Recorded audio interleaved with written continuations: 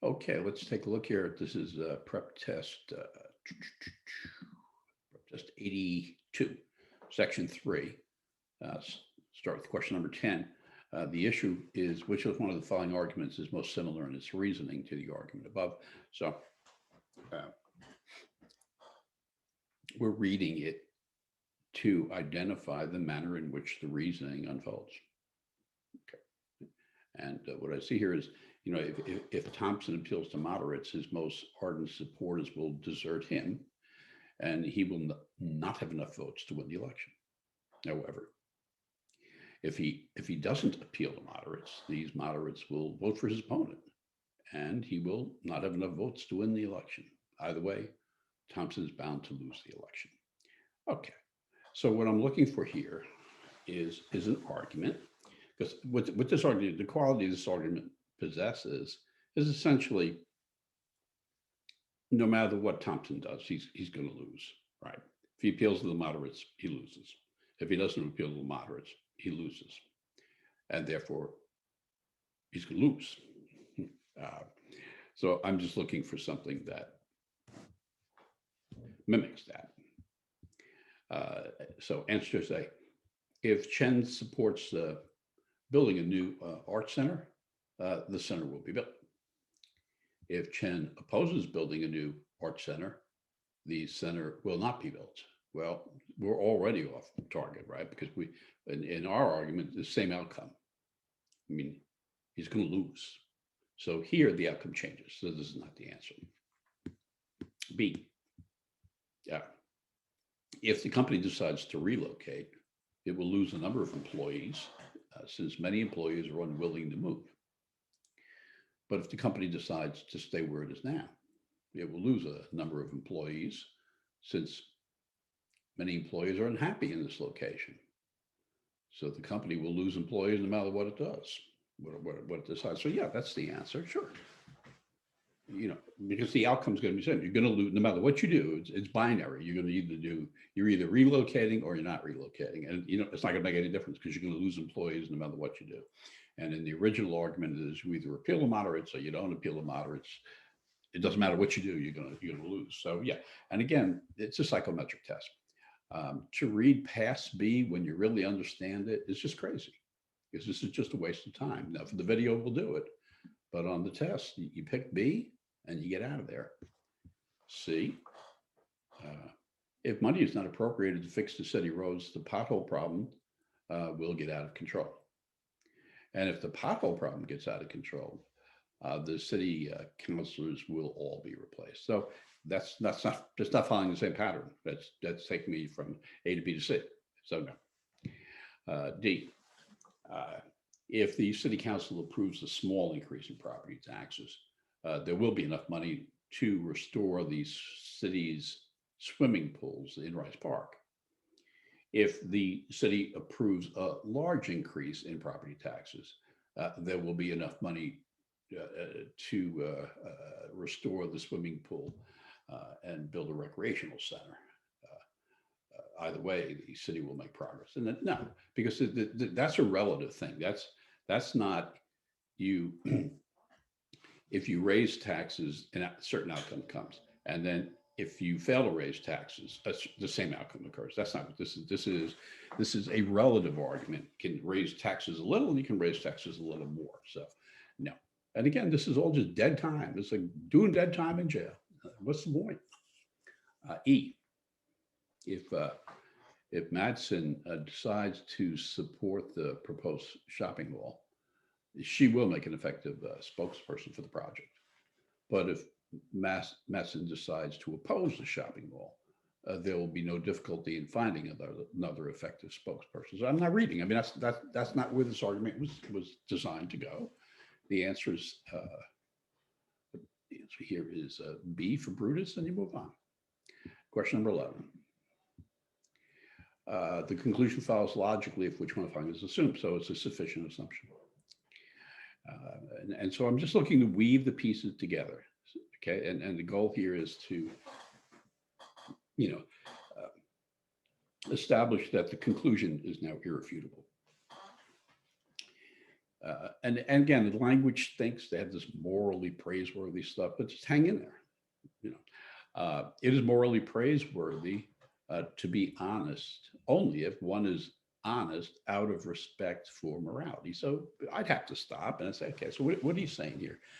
And you're saying, in order to be morally praiseworthy, it takes more than being honest. It takes being honest out of a respect for morality.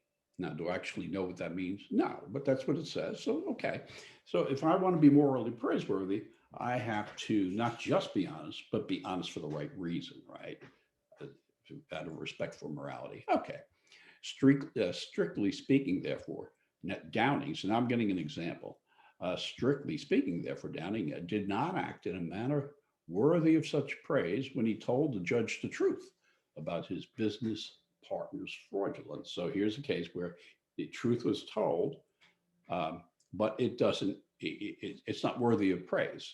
Okay, and now tell me why. And here's the answer. Downing was motivated by concern for his own well being, even though what he did was certainly honest. So, to weave this back into the fabric of the argument, the problem with Downing is that he was motivated by his own well being, a concern for his own well being.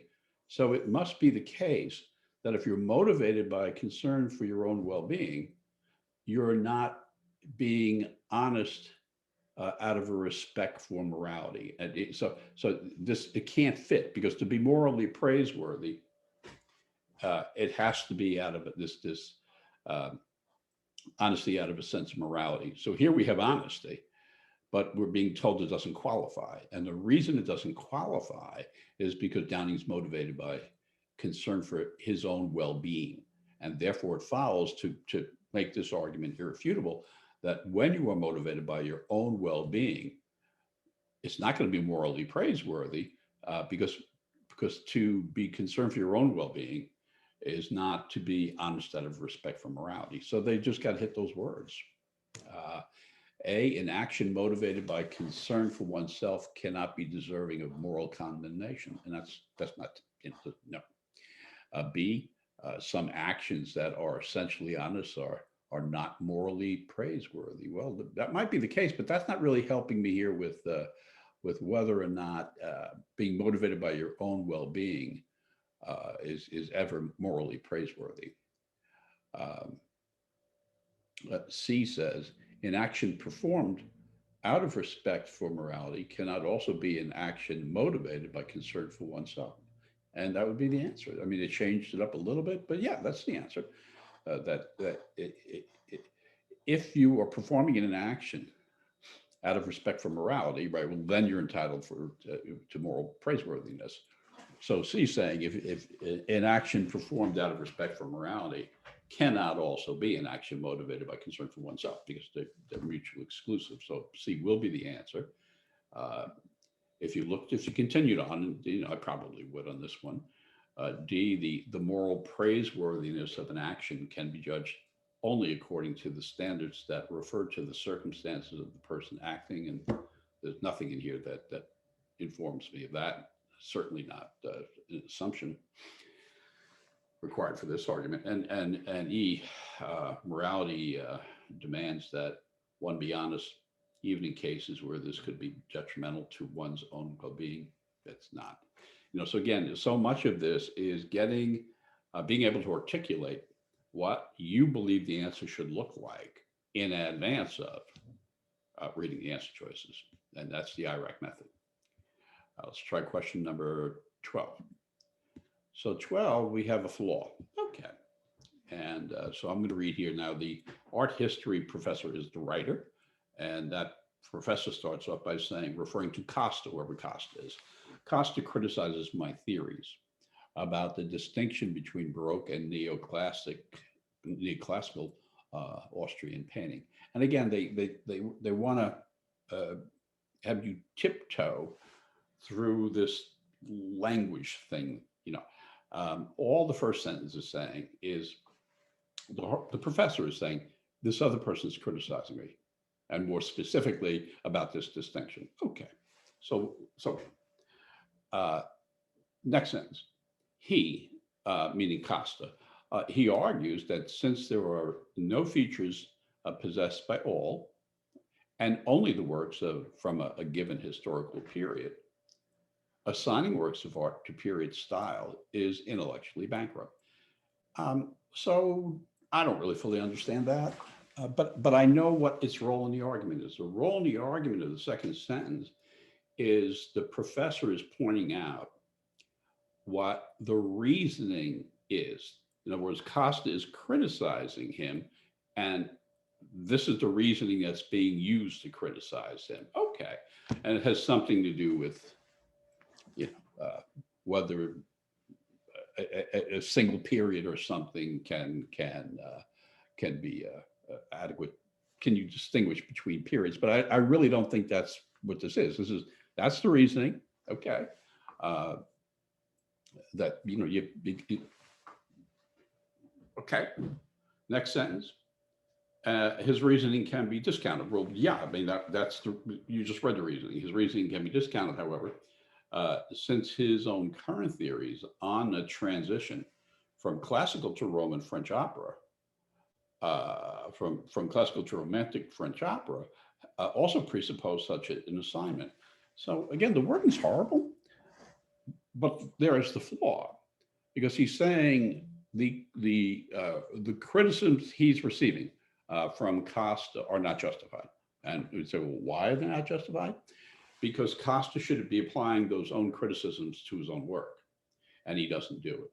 And therefore, we can throw it out. We don't have to worry about the reasoning, because you know what? He's doing the same damn thing I'm doing. Well, that may be, but that's a flawed argument, in that the mere fact that you do not follow your own advice does not mean that the advice is not worth following. So this is a flaw I've certainly seen before, but you have to address the reasoning, and the professor is not addressing the reasoning. He's saying, aha, look, this guy doesn't even do what he says I should do. Well, not relevant as to whether what he's saying makes sense. So that work is all done. A, the argument confuses the necessary condition for discounting a person's reasoning with a sufficient condition for discounting a person's reasoning. I have no clue. My mind came up with nothing about necessary and sufficient conditions. Again, sword and shield. The purpose of using the IRAC method, at a minimum, is there's a shield when you come into the answer choices, and you're not analyzing them, they're just bouncing off the shield. So, A is not what I came up with. B, the argument overlooks the possibility that theoreticians can hold radically different theories at different times. Again, it's shield. No. C, the argument rejects the reasoning on which a criticism is based merely on the ground that that very criticism could be applied to theories of the person who offered it. Yeah, that's what we came up with. You just read that again. The argument rejects the reasoning on which a criticism is based. All right, that was Costa's criticism, on the grounds that very criticism could be applied to Costa's theory. Yeah, that's right. That's what it did, and that's a flaw. So C is the answer. For me, there would be no D and E here. I would pick C and get out of here, but let's look at D and E. D says the argument presumes, without providing justification, that what is true of art in general must also be true of every particular type of art. Makes no such assumption.